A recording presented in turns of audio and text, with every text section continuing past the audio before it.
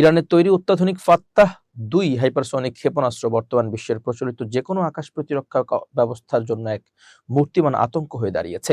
প্রখ্যাত সাময়িকী military watch ম্যাগাজিনের এক সাম্প্রতিক প্রতিবেদনে দাবি করা হয়েছে, ইসরায়েল বা যুক্তরাষ্ট্রের বর্তমান প্রযুক্তিতে এই ক্ষেপণাস্ত্রকে আটকানো প্রায় অসম্ভব।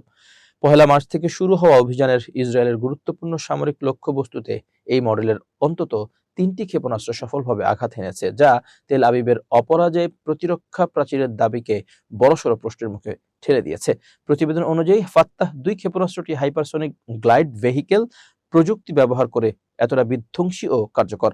এই প্রযুক্তি বিশেষত্ব হলো এটি বায়ুমণ্ডলের উপরে স্তরে অত্যন্ত দ্রুত গতিতে উঠতে পারে এবং মাঝ আকাশে প্রয়োজন অনুযায়ী মুহূর্তেই গতিপথ পরিবর্তন বা কৌশলগত ম্যানুভার চালাতে সক্ষম। ফলে প্রচলিত রাডার বা ইন্টারসেপ্টর ক্ষেপণাস্ত্রের পক্ষে এর সঠিক অবস্থান শনাক্ত করা এবং সেটিকে মাঝ আকাশে ধ্বংস করা প্রযুক্তিগতভাবে অসম্ভব হয়ে পড়েছে। ইসরায়েলের শীর্ষস্থানীয় ক্ষেপণাস্ত্র প্রতিরক্ষা ব্যবস্থা নির্মাতা প্রতিষ্ঠান রাফায়েলের ভাইস প্রেসিডেন্ট ইউভাল বাসিঙ্কি স্বয়ং এই প্রযুক্তির সীমাবদ্ধতা স্বীকার করেছেন।